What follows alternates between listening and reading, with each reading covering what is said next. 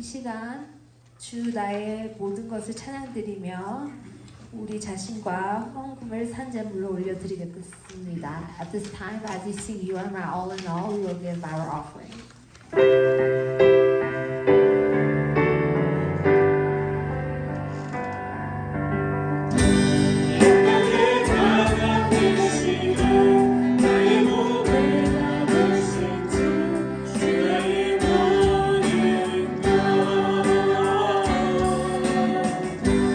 주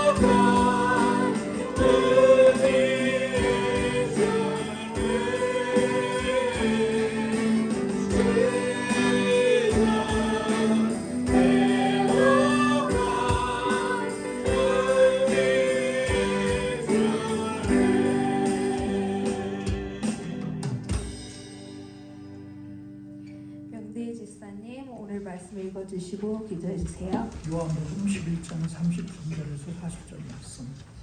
예수께서 그가 오는 것과 또 함께 온 유대인들이 오는 것을 보시고 심령의 비통이 여기시고 불쌍히 여기사 여호와께서 이르시되 내 말이 내가 믿으면 하나님의 영광을 보리라 하지 아했느냐 하시니.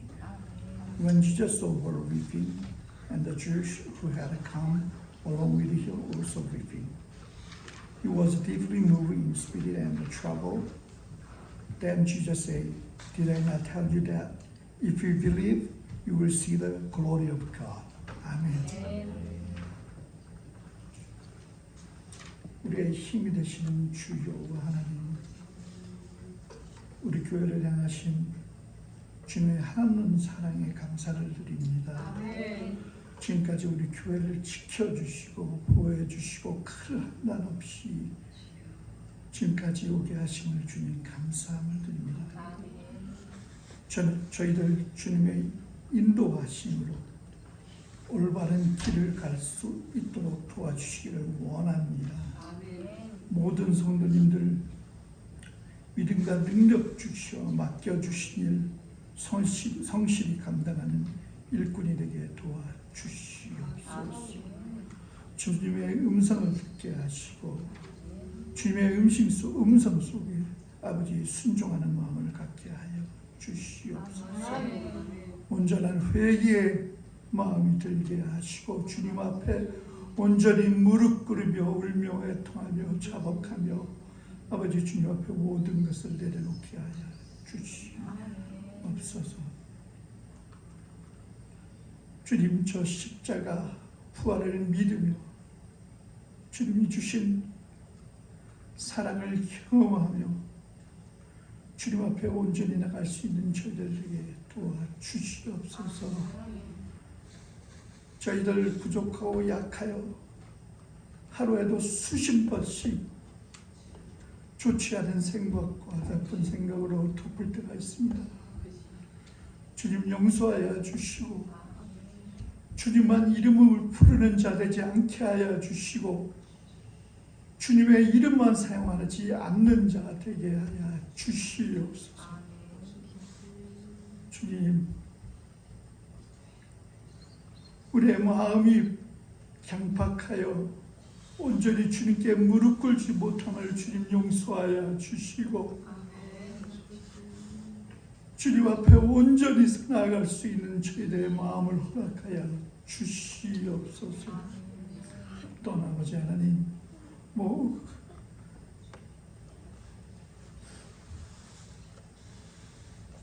귀하게 쓰시는 목사님 아버지 은혜 은총을 더하셔서 오른마음을 천하게 하시고 아버지 건강 또 허락하여 주시고 아버지 목사님과 우리 성도들이 한 마음과 한 뜻이 되어 주님의 뜻을 이루어드리는 우리 시옥교회 되게 하여 주시옵소서. 항상 감사드리옵고 이 모든 말씀을 우리 주 예수 그리스도 이름으로 기도드리옵나이다. 요한복음 11장 17절로 44절.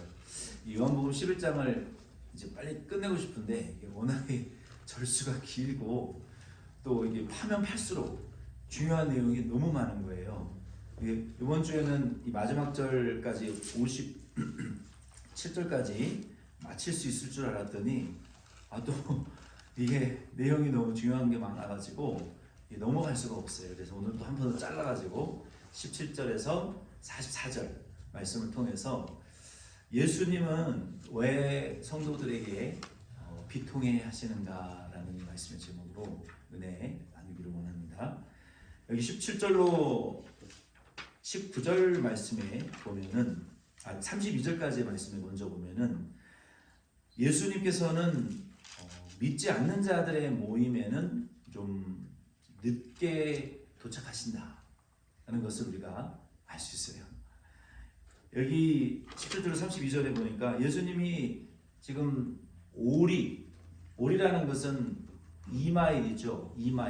2마일은 한 3.5km 정도 될까요?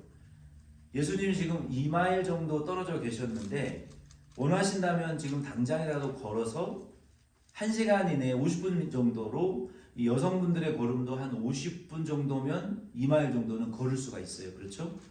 우리 형님들이 피트니스 가서 이제 좀 걸었다 이제 생각을 하시면 한 3, 40분 걸으시면 한 2마일, 1.5마일 정도 걸으시는 거예요. 그러니까 그거 2배 정도 걸으면 그렇게 긴 시간이 아니고 매우 짧은 시간이에요. 얼마든지 예수님 원하시면 가실 수 있는 거리였고, 그리고 마르다와 마리아가 살고 있는 거리도 반대로 우리가 뒤집어 보면 얼마든지 걸어올 수 있는 거리였잖아요. 그렇죠? 굉장히 가까운 거리를 두고 예수님께서는 일부러 지체하셨어요. 그리고 진짜 아쉬운 것은 예수님이 지체하신다고 마리아 마리아도 안 갔어요. 4일 동안. 아니 뭐 2,000마일, 200마일 떨어져 있는 것도 아니잖아요. 그렇죠? 근데 4일 동안 예수님도 안 가시고 마르다 마리아도 예수님에게 안 갔다는 것은 무엇인가 중요한 목적이 예수님에게는 있으셨던 것이고 마르다 마리아에게도 문제가 있었던 것이죠. 제 같은 성격이라면 예수님 왜 안 오시지? 그리고 찾아갔을 것 같아요. 예수님 나사로 죽는다고요. 죽을 병 걸렸다는데 왜 안 오시냐고. 도대체 죽일 작정이시냐고. 빨리 오시라고 막 가서 땡깡을 부렸을 것 같은데 안 오면 이게 땅바닥에 들어 누워가지고 막 대굴대굴 굴르기라도 했었을 것 같아요. 내 가족이 죽어간다는데 그렇게 안 했을 것 같진 않아요. 근데 참으로 이상하게도 마르다 마리아는 지금 나사로가 죽을 병 걸려 죽어가는데도 안 찾아갔단 말이에요. 4일 동안을. 예수님이 안 가신 것은 목적이 있겠다라고 우리가 생각할 수 있겠지만 마르다 마리아가 안 찾아가는 것은 도무지 이해하기가 어려운 일이에요. 이유가 있었겠죠. 마르다 마리아 나사로가 원래가 사람들을 많이 구제했기 때문에, 구제라는 것은 이제 돈이 없는 자에게 돈도 좀 주고, 양식이 없는 자에게 양식도 좀 나눠주고, 옷이 없는 자에게는 이제 옷도 주고, 자기 집을 개방해가지고 많은 사람들에게 이렇게 구제하는 그런 아주 착하고 정직한 그런 심성이 좋은 그런 사람이었죠. 그렇죠? 근데 구제를 많이 했기 때문에 나사로가 죽었다는 소식을 듣고 많은 사람들이 우리가 은혜를 입었으니까 이 장례식에 우리가 가서 위로를 해줘야지 하고 많이 찾아왔겠죠. 그리고 거기다가 플러스 유대인들은 예수님이 무슨 기적을 또 행하지 않으실까? 원래 사랑하는 사람 성도인데 이 장례식에 또 아프다 그러니까 오셨겠지. 그리고 장례식에 유대인들이 많이 몰려왔어요. 왜? 예수님이 무슨 기적을 또 행하시면 구경하려고 나사로 장례에 유대인들이 많이 몰려왔단 말이에요. 그러니까 마르다 마리아가 종객을 대접하고 인사하고 그렇기도 했겠지만, 근데 그럼에도 저는 이해가 안 돼요. 마르다 마리아는 부자였거든요. 종들도 많았단 말이에요. 그러면 장례는 맡기고 갈 수 있었어요. 그런데도 안 찾아갔단 말이에요. 오늘 이 말씀을 통해서 우리가 이 장례식장을 교회로 우리가 끌고 와서 비유를 해본다면, 교회는요 무슨 일인지 모르지만 분주한 성도보다는 예수님에게 가까이 나아가는 성도가 더 필요하고, 유대인들처럼 기적을 구경하러 온 구경꾼들보다는 하나님의 예배에 나와서 예배의 영광을 돌리는 성도들이 더 필요하다, 더 중요하다라는 교훈을 우리가 받을 수 있어요. 20절로 32절 말씀에 계속해서 보면은 예수님께서는 성도가 고통 중에 있다 할지라도 먼저 예수님에게 나와서 예수님에 대한 믿음을 갖기를 예수님은 원하신다고요. 기다리던 마르다 마리아가 지쳐가지고 예수님이 오셨는데 맨 먼저 한 말이 무엇입니까? 21절과 27절 말씀해 보면은 마르다 마리아가 똑같은 말을 했어요. 마르다는 성격이 좀 더 적극적이니까 예수님 오셨다는 말씀을 듣고 먼저 달려갔어요. 갈 거면 진작에 갈 것이지. 예수님 오시기 전에 찾아갔어야죠. 성격이 조금 더 적극적이었기 때문에 마리아보다 장례식장을 이제 놔두고 근처에 오셨기 때문에 예수님에게 집 앞으로 나아갔어요.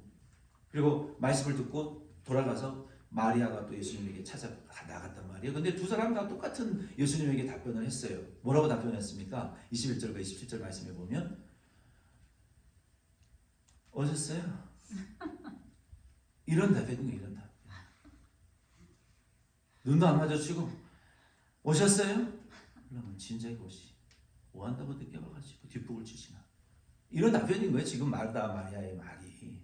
예수님 여기 와서 일찍 오셨으면 안 죽었을 텐데 왜 이렇게 늦게 오셨냔 말이에요. 그 뉘앙스가 원망과 푸념 섞인 말로 예수님에게 이제 푸념을 늘어놓으면서 이렇게 예수님을 원망했어요. 21절과 27절 말씀에 보면 왜 그랬을까요? 가족의 죽음에 대한 그 고통이 너무 이제 컸기 때문에 그랬겠죠. 이해는 돼요. 그러면서 그 예수님께서 내가 부활이요 생명이니 나를 믿는 자는 죽어도 살겠고 살아서 나를 믿는 자는 영원히 죽지 않을 것이다. 내가 이것을 믿느냐? 그랬더니 마리아가 어떻게 대답했습니까? 아이고 그거 저 예수님 자꾸 했던 말 또 했던 말씀 또 하지 마시고 믿습니다. 믿는다니까요. 예수님이 하시는 일은 알아서 어련히 때가 되면 이루어지겠죠. 근데 왜 이제 왔냐고요? 왜 라자로 죽었는데 왜 이렇게 늦게 와가지고 뒷북을 치고 계십니까? 라는 태도로 피상적으로 믿는다라고 말했지만 믿는 척 한 거예요. 못 믿은 거예요. 믿는 척 한 거예요. 오늘 이 말씀을 통해서 우리가 깨달아야 될 것은 성도는 그 인생의 고통이 너무 클 때에도 먼저 예수님에게 찾아 나가서 그 고통의 원인이 무엇인지 기도로 답을 찾으실 수 있는 저 여러분 꼭 될 수 있기를 바랍니다.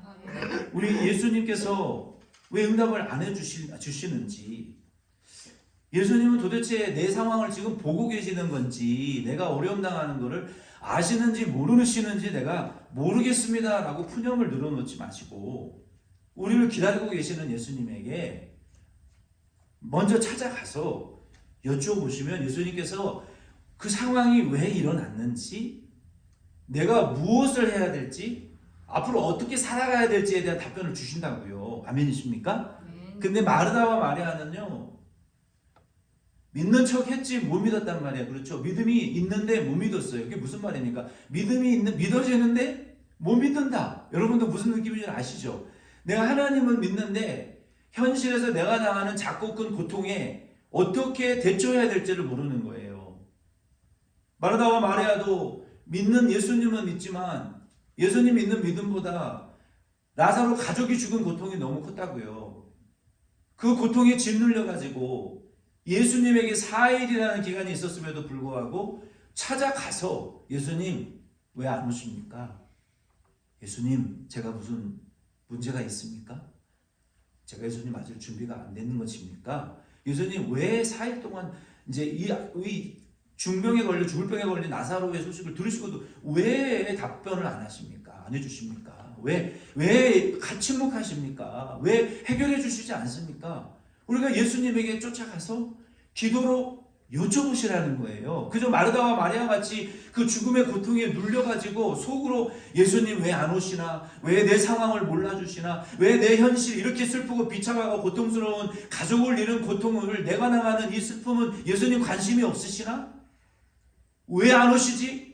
그 상황의 고통에 가족이 죽은 고통에 눌려서 고통만 당하고 계시지 마시고 현실에 눌려서 답답해하지만 마시고 무모한 상황 가운데에서 여러분의 무모한 믿음만 가지고 썩히지 마시고 예수님에게 쫓아가셔서 예수님 제 인생이 왜 이렇게 됐습니까? 우리의 가족이 왜 이렇게 됐습니까? 우리 교회가 왜 이렇습니까? 왜 제 인생이 이런 상황에 처해 있고 왜 내 자녀들은 이런 상황에 처해 있고 왜 내 현실은 이렇게 고통스럽고 괴로운데 다른 사람들은 다 행복한 것 같은데 건강하고 풍족하고 가족끼리 화목하고 정말 행복해 보이는데 왜 나는 이렇게 슬프고 고통스럽습니까? 왜 이렇게 힘든지 모르겠어요. 인생이 거기에 눌려서 여러분 아무리 오래 예수님 기다리셔도 문제 해결 안 됩니다. 많은 신앙의 위인들, 신학자들, 목사님들이 고통의 문제에 대한 책들을 쓰셨더라고요. 왜 쓰셨을까요? 인생이 고통스러우니까. 제가 웬만해서는 신학자들 얘기를 안 하는데 토마스 아켄피스라는 그리스도를 본받아라고 쓴 책을 쓰신 분의 책을 한번 여러분 읽어보세요. 그리스도를 본받는 것은 고난이다라고 말하고 있어요. 프란시스 셰퍼의 고난에 대한 책을 읽어보세요. 북미 사람들이 가장 존경하는 존 팔퍼 목사님의 고난의 영광에 대한 책을 한번 읽어보세요. 그 중에서 팀 켈러 목사님이 쓰신 인간의 고통에 대한 책을 오늘 제가 한번 좀 소개를 하려고 합니다. Walking with God Through Pain and Suffering이라는 책을 통해서 팀 켈러 목사님이 인생은 고난을 받기 위해서 태어났고 하나님이 성도에게 고난을 주시는데 그 고난을 이겨내는 6가지 방법에 대해서 말하고 있어요. 우리가 인생이 정말 왜 내 인생은 왜 이렇지? 왜 나는 이렇게 살아야 되지라고 고통 속에서 예수님이 찾아오지 않으시면서 여전히 고통 가운데 계신 성도님들이 계시다면 오늘 이팀 켈러 목사님의 제안을 한번 실천해 보세요. 6가지. 그 고통에 답하다라는 그 목사님의 책에서 다음 6가지를 제시하고 있어요. 첫째가 뭔지 아십니까? 한번 따라해 봅시다. 울어라. 울어라. 네. 울라는 거예요. 울라는 거. 저는 거기 한 가지도 못해서 예수님과 함께 울어라. 팀 켈러 목사님이 시골교회에서 목회하다가 한계를 느끼고 공부해서 뉴욕 한가운데 교회를 개척해가지고 엄청난 세계적인 교회를 세워가지고 한국 목사님들이 얼마나 많이 방문을 하고 한국 지부가 따로 있고 훈련받는 목사님들이 지금도 많이 있습니다. 본받을 점이 많은 목사님이에요. 도시 선교에 대한 획을 제시한 목사님이신데 울라는 거예요. 고통에 눌려서 고통스러워하지 마시고 여러분 예수와 함께 그 고통을 고통스럽지 않은 척 할 필요 없어요. 아프면 아프다고 티를 내세요. 고통스럽고 힘들면 힘들다고 예수님에게 목을 놓아 먼저 우세요. 예수님, 저 인생이 힘들어요. 이유를 모르겠는데 고통스러워요. 다른 사람은 행복해 보이는데 난 힘들다고요. 죽을 것처럼 힘들어요. 우세요. 예수님 앞에 아무 기도 하지 마시고 여러분이 힘든 것을 솔직하게 털어놓고 우세요. 실컷 우세요. 예수님에게. 그리고 거기서 끝나지 마시고 팀 켈러는 이제 2번째로 울면서 2번째는 계속 신뢰하라는 거예요. 하루 이틀 하다가 신뢰를 깨지 말고 계속 신뢰하라. 그러니까 고통스러운 고통을 토로하면서 그러지 고통스러운 고통을 토로하면서 동시에 하나님이 선한 길로 인도하실 줄을 믿습니다. 라고 신뢰를 같이 하라는 거예요. 하나님이 선하게 인도하실 것이다. 고통에 대한 문제에 대해서. 3번째는 그 다음에 기도하라. 먼저 기도하지 말고 그거 해보세요. 먼저 우시고 하나님 선하십니다. 하나님 의로우십니다. 하나님 가장 최고의 길을 나에게 주실 줄로 난 믿습니다. 신뢰하면서 그 다음에 그래 이제 기도할 힘이 나는 거예요. 아니 이 신뢰하지도 못하고 고통이 있는데 어떻게 기도를 하겠냐고요. 한나도 보세요. 마음에 자녀 못 낳는 한나가 얼마나 하나님 앞에 고통스러워했습니까? 그러니까 우리가 고통을 쏟아놓고 먼저 그게 사실은 기도예요. 기도. 그리고 하나님에 대한 신뢰를 회복하고 그리고 기도를 시작하는 거예요. 벌써 3가지 했죠. 그 다음에 뭐예요? 그 다음에는 사랑의 우선순위를 조정하라. 이게 정말 맞는 말이에요. 우리의 인생의 고난이, 그러니까 팀 켈러 목사님은 사랑의 우선순위가 바뀌었기 때문에 오는 것이라고 정의하고 있는 거예요. 우리가 하나님보다 뭐 돈을 더 사랑하기 때문에 오는 고통이 있을 수도 있고, 하나님보다 사람을 더 사랑하기 때문에 오는 고통이 있을 수도 있고, 하나님보다 나 자신을 더 사랑하는 일 때문에 오는 고통도 있을 수 있고요. 하나님보다 어떤 뭐 취미생활을 더 사랑하기 때문에 오는 고통도 있을 수 있다고요. 그러니까 내가 이 고통의 문제가 무엇인지를 찾기 위해서는 하나님보다 사랑하는 것들이 무엇이 있다면 하나님보다 사랑하는 그 우선순위를 제쳐놓고 좀 낮춰놓고 아예 끊지 못하면 10번 하던 거 9번만 하고 다음 달에는 10번 하던 9번 하던 거 8번만 하고 다음 달에는 8번 하던 거 7번 하고 이렇게 하나님을 더 사랑하기 위해서 조금씩 줄여가고 하나님에 대한 사랑을 좀 더 우선순위를 바꿔놓으라는 거예요. 이게 네 번째. 그리고 은혜를 받으라, 소망하라. 그 다음에 은혜 받게 돼 있어요. 야곱이 하나님께 돌아갈 때 너희들이 이방 신상에서 돈 주고 사갖고 몸에 새긴 모든 은장색과 그 기구들과 이방 신의 우상의 옷들을 다 버리고 정결케 하라, 깨끗게 하라 했던 것처럼 우리가 하나님의 대한 사랑의 우선순위를 정하고 바로 세우고 나면요, 그때 진짜 은혜를 받을 수 있어요. 하나님 은혜를 주세요. 그리고 그때 소망이 보여요. 아, 이것이 하나님 뜻이구나. 아, 이것이 하나님 뜻이구나. 희미하지만 하나님이 우리에게 길을 인도하시는 그 길이 안개 속에서일지라도 희미하게 우리에게 보여지는 거예요. 그 방향으로 방향을 트는 것 자체가 믿음이고 축복이에요. 그래서 여러분, 마리아가 동생 나사로 죽은 죽음의 고통 때문에 정신을 못 차리고 예수님 찾아갈 생각도 못했지만 오늘 이 말씀을 통해서 저와 여러분은 우리의 인생에 고난이 좀 있다 할지라도 그냥 고난에 눌려가지고 예수님 찾아오시기만 기다리면서 원망불평하지 마시고 팀켈러 목사님이 제안한 것처럼 예수님에게 찾아 인생의 고난 중에 찾아 나아가시는 저 여러분 될 수 있기를 바랍니다. 아멘. 그러면 예수님이 늦게 오셨을지라도 저 여러분의 교회와 가정과 내 인생에 찾아오실 줄로 믿어요. 두 번째 33절에서 37절 말씀의 내용에 보면은 예수님은 믿지 않는 자들에 대한 비통함을 느끼신다라고 말씀하고 있어요. 예수님께서는 성도가 믿음을 사용하지 못할 때 가장 비통해 하신다라는 것을 우리가 알아야 됩니다.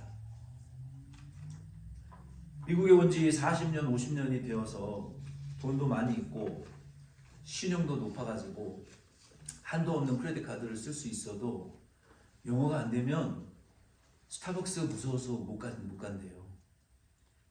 가서 스타벅스 이렇게 주문하려고 그러면은 그 그림, 한국은 그림이 있어가지고 요 그림대로 주세요 그러면 되는데 미국 애들은 뭘 자꾸 물어봐.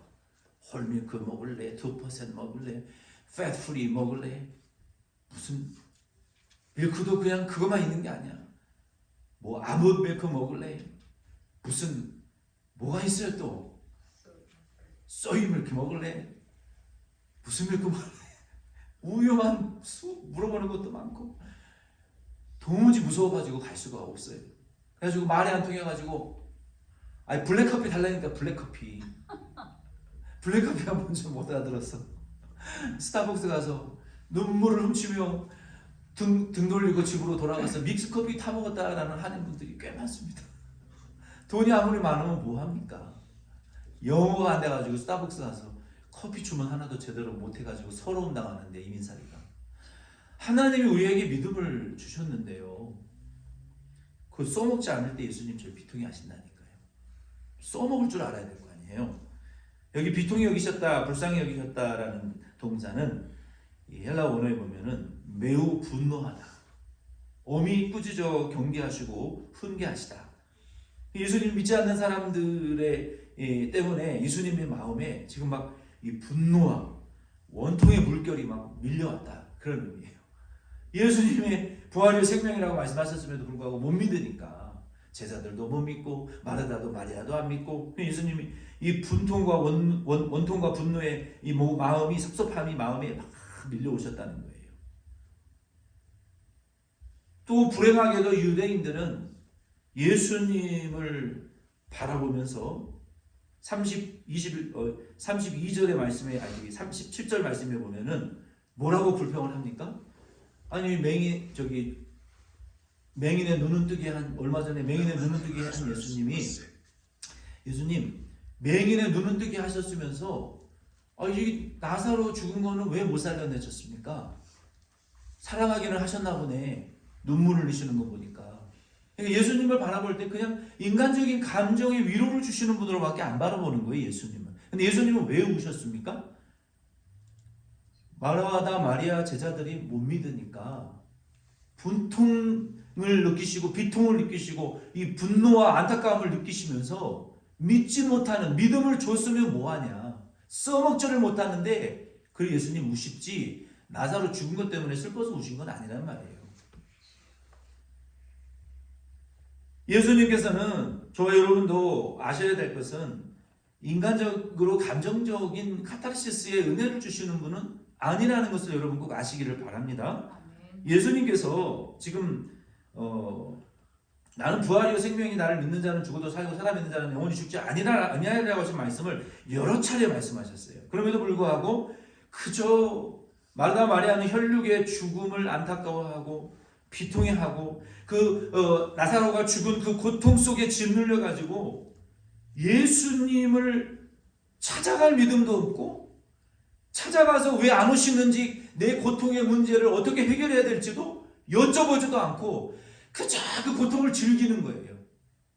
그냥 그 고통 속에서 그냥 떠밀려서 살아가고 있는 거예요. 어쩔 수 없으니까 이 고통을 내가 해결할 수 없으니까 그냥 이 고통에서 이렇게 살아야지라고 등 떠밀려 사는 인생을 살고 있는 마르다와 마리아와 같은 삶을 우리가 신앙생활로 착각해서는 안 된다는 거예요. 그리고 옆면에 차 있는 우리에게 감정적인 위로만 주시는 카타르시스적인 감정적인 위로를 주시는 분으로 예수님을 착각하시면 안 된다는 거예요. 아멘이십니까? 예수님은 그것을 초월하여 여러 차례 예수가 부활이요 생명인 것을 살아서 믿어도 영생하고 죽은 자들도 다시 부활하여 영생할 것을 우리에게 그 복음의 진리를 가르쳐 주시기를 원하셨고 예수만 그냥 무턱대고 믿는 것이 아니라 예수를 부활과 생명으로 믿는 자들로 업그레이드 되기 위하여 예수님 제자들과 마르다와 마리아에게 가르쳐 주신 그 진리의 교훈을 오늘 저와 교회 나오시는 저와 여러분도 우리의 삶이 좀 고통스러우실지라도 그거에 짓눌려 등 떠밀려 살지 마시고 예수를 그와 같이 시인하실 수 있는 예수님이 비통해 하시지 않는 그러한 성도와 저와 여러분들로 업그레이드 될 수 있기를 예수의 이름으로 축원을 드립니다. 못 믿는 자가 제일 비통한 자이고 가장 불쌍한 자예요. 못 믿는 자가 진짜 제일 비통하고 불쌍한 자잖아요. 그렇죠? 근데 더 불쌍한 사람이 있어요. 믿음을 주었는데도 불구하고 써먹지 못하는 사람이 더 예수님을 비통해하고 슬프게 하는 성도다라고 생각하시기를 바랍니다. 그러면 우리가 어떻게 해야 이 주신 믿음을 우리의 인생의 고난에도 적용하고 우리의 인생의 어려움에도 써먹을 수가 있냐는 거예요. 팀 켈러 목사님이 하신 말씀도 맞지만 예수님이 38절로 44절에 우리에게 가르쳐 주신 그 세 가지의 우리의 믿음을 고난에 어떻게 적용해서 써먹을 수 있느냐에 대한 말씀을 전하고 이 말씀을 마치려고 하니까 여러분 잘 귀 기울여 들으시기를 바랍니다. 이게 예화라는 것이요, 유명한 사람이라는 것이요, 인용하는 것도 좋은데 문제가 뭐냐면 설교 끝나면 다 잊어버리고 팀 켈러 목사님밖에 생각이 안 나요. 그래서 제가 인용을 안 하는 거예요. 예수님께서 가르쳐 주신 진리보다 우리는 사람이기 때문에 가까운 우리 사람의 말을 더 중요하게 여겨요. 그러나 그것은 옳지 않아요. 예수님께서 여기 38절로 44절에 우리에 있는 주신 이 믿음을 써먹을 수 있는 고난을 통과하고 고난 가운데에서도 예수님에게 가까이 나아갈 수 있도록 믿음을 써먹을 수 있게 해주는 세 가지의 중요한 태도를 우리에게 가르쳐 주셨는데 첫 번째 태도는 무엇이냐면은 중요하니까 38절로 39절 우리 한번 같이 읽어보겠습니다. 38절로 39절 같이 읽어요. 시작. 이에 예수께서 다시 속으로 비통히 여기시며 무덤에 가시니 무덤이 불이라 돌로 막았거늘 예수께서 이르시되 돌을 옮겨 놓으라 하시니 그 죽은 자의 누이 마르다가 이르되 주여 죽은 자가 나으리 되었음에 벌써 냄새가 나나이다. 아멘. 38절로 39절에는 첫 번째로 우리가 고난 가운데에서도 예수님에게 나아가기 위해서 첫 번째 우리에게 필요한 것은 무엇이냐면요. 한번 우리 한번 따라해 볼까요? 자, 저를 보세요. 저를 보세요. 성경은 이제 댁에 가셔서 묵상하시고 한번 따라해 보세요. 내 속에 믿음 없는 것을 솔직히 고백하라. 아멘이십니까? 우리가 고난 중에 예수님에게 나아가기 위해서는요, 믿음 있는 척 해서는 안 돼요. 마르다 마리아도 못 믿으면서 믿는 척 했잖아요. 제자들도 못 믿었잖아요. 그리고 예수님께서 여기 지금 마르다 마리아에게 일부러 늦게 오신 거예요. 늦게 오신 이유는 뭐예요? 그리고 돌문을 굴려내라니까 마르다가 지금 뭐라고 말해요? 자기의 진짜 속내를 보여주는 거예요. 예수님, 에게 진짜 자기 속내를 들어주는데 예수님께서 이 무덤의 문을 직접 옮기지 않으신 이유가 있어요.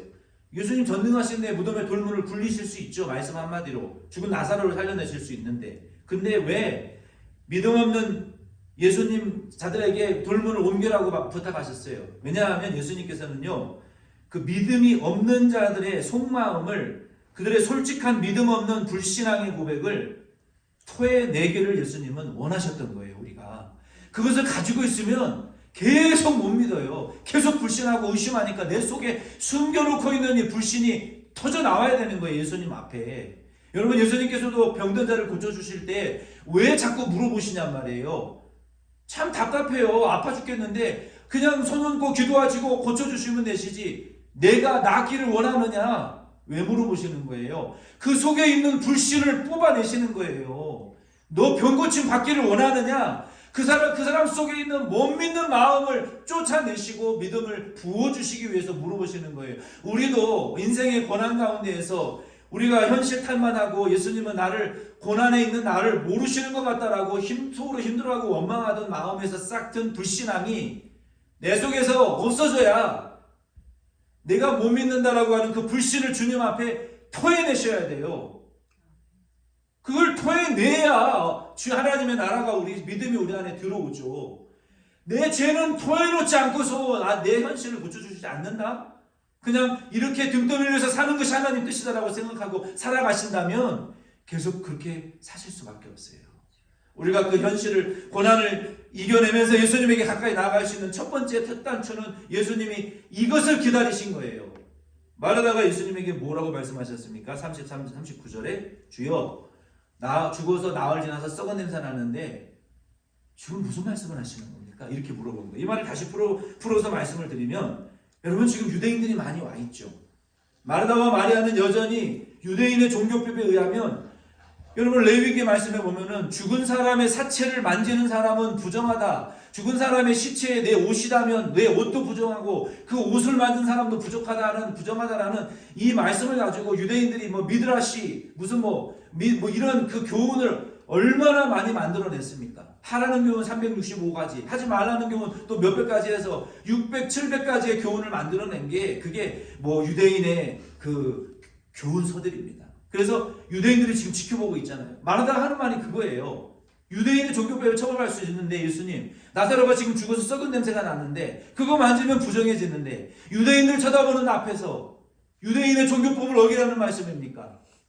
그리고 상황 다 종료됐는데 왜 이제 늦게 나타나서 뒷북 치십니까?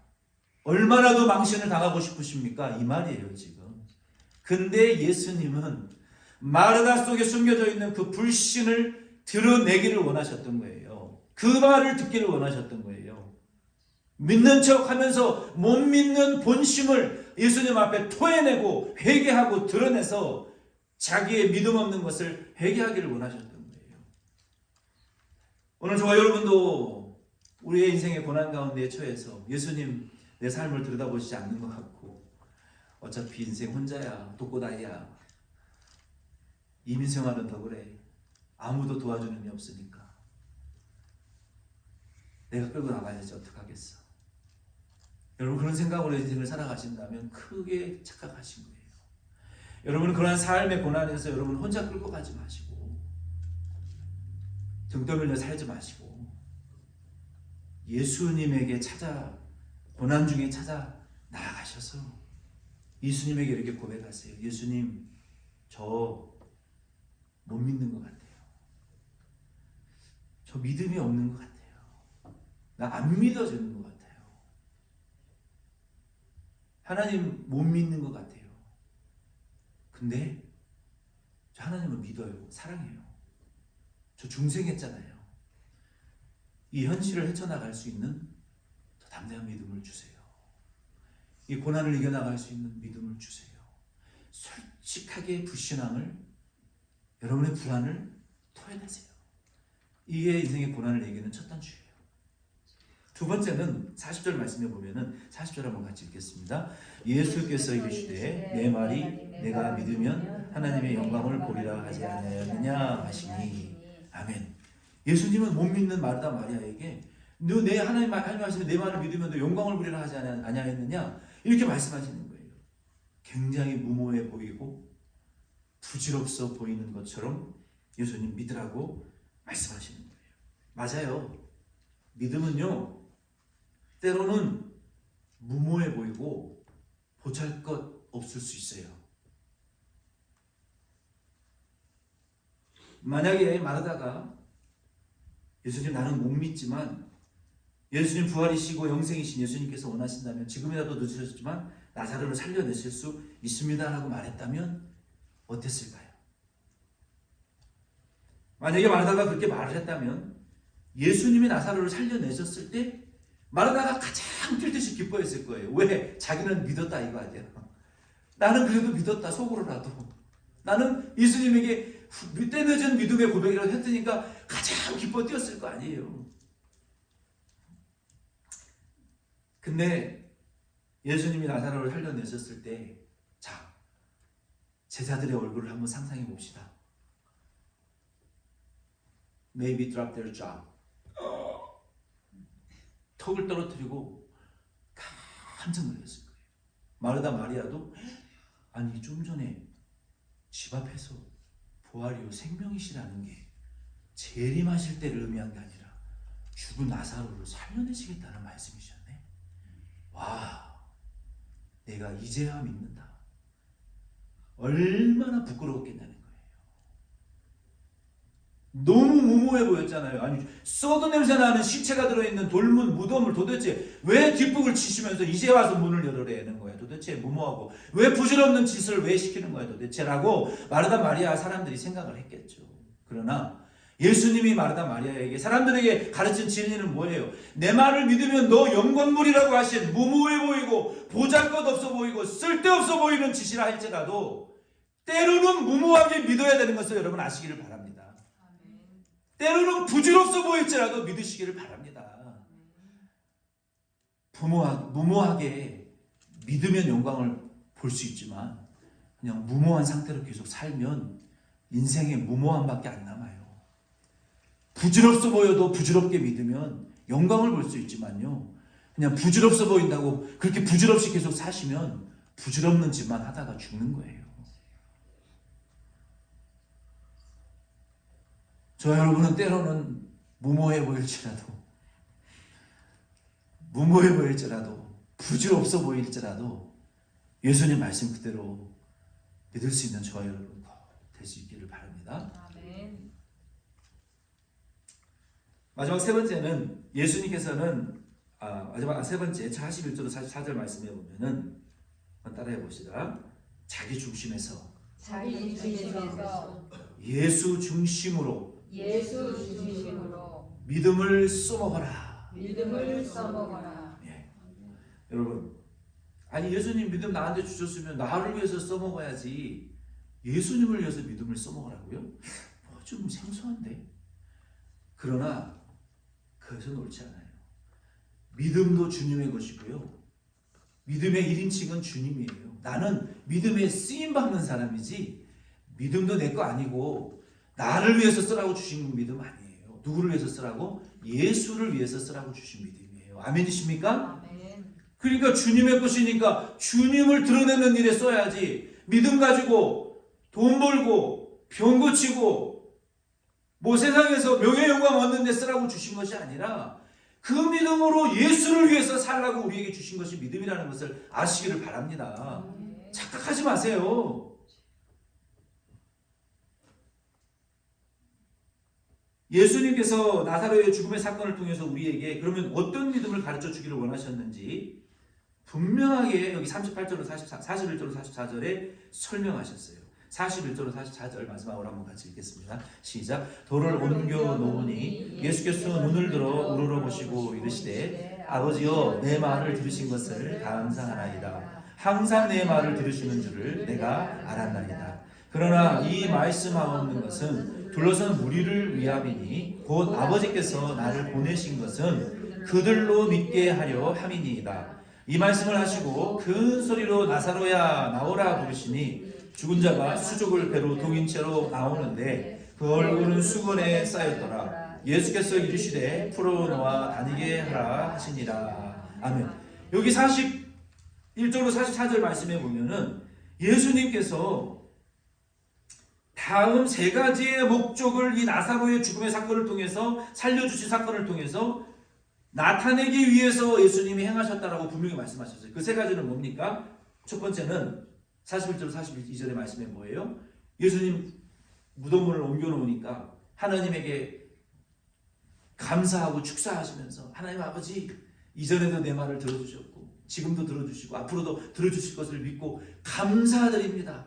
내가 이 나사로의 기적을 통해서 사람들에게 교훈을 줄 수 있는 일에 대하여 감사하나입니다. 하나님과 저는 하나이고 나는 아버지 하나님의 뜻대로만 행하는 아들입니다.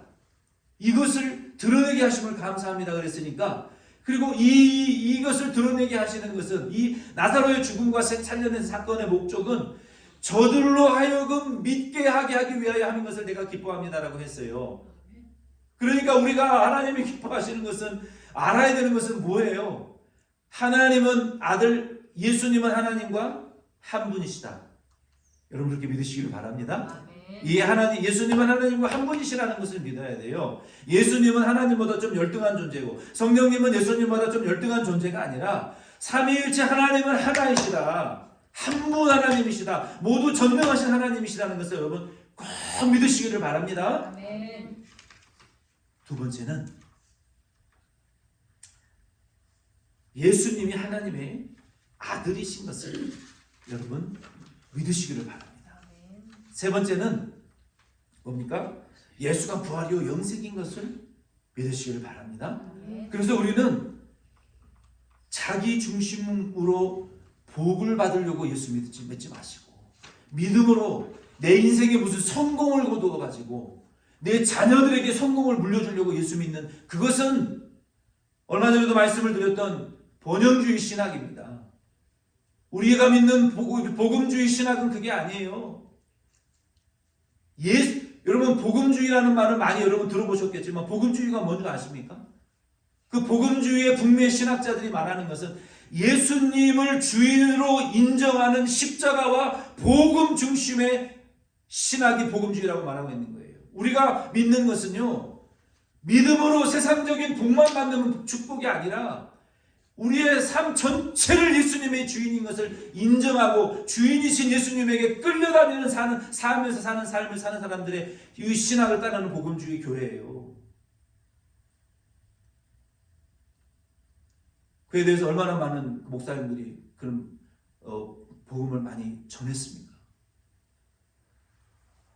그래서 저 여러분들은 우리에게 주신 믿음을 가지고, 첫째가 예수와 하나님은 한 분이시다.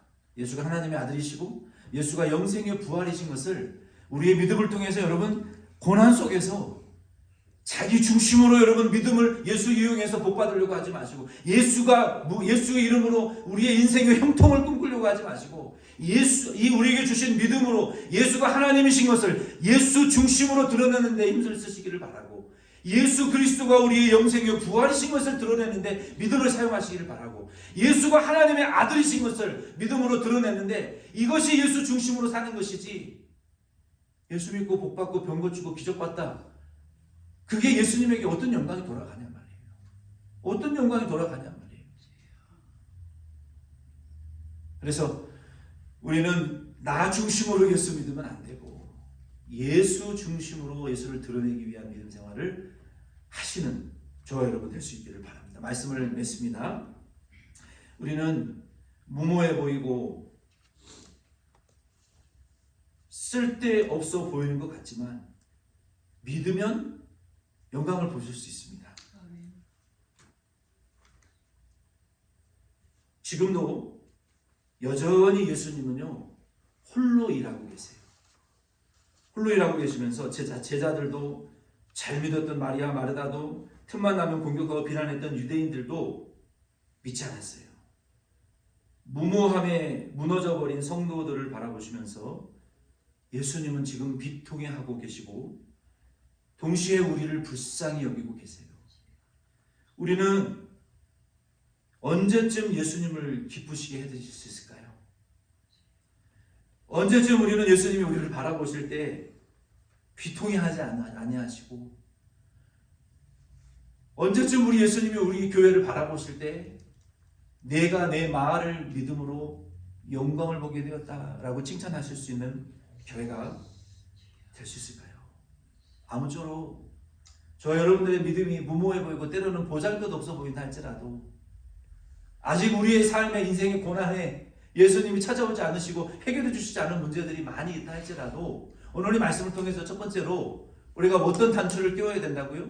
내게 믿음 없는 것을 솔직하게 예수님에게 나아가서 울며 여러분 기도해 보세요. 울며 예수님과 함께 울며 믿음 없으니까 좀 도와달라고 울부짖어 보세요. 옷장도 좋고 화장실도 좋고 자동차 운전석도 좋고 다리미질 하면서도 좋고 설거지 하면서도 좋아요. 우세요. 예수와 함께 많이 우세요. 슬프지 않아도 우세요. 그 예수님 여러분 인생에 찾아오실 줄로 믿습니다. 아멘. 아멘이십니까? 아멘. 저도 주차장에서 많이 울어요. 홀로 주차장에 앉아서 운동하다가 말씀을 틀어놓고 어느 날은 엉엉 땅바닥에 엎드려서 울다 예수님 찾아오시는 때도 있어요. 예수님이 모르시는 게 아니에요. 우리의 고통을. 우리의 불신을 버리고 예수님에게 우리가 나아가기를 기다리시는 거지. 우리의 불신을 예수님 앞에 다 토해 놓으세요.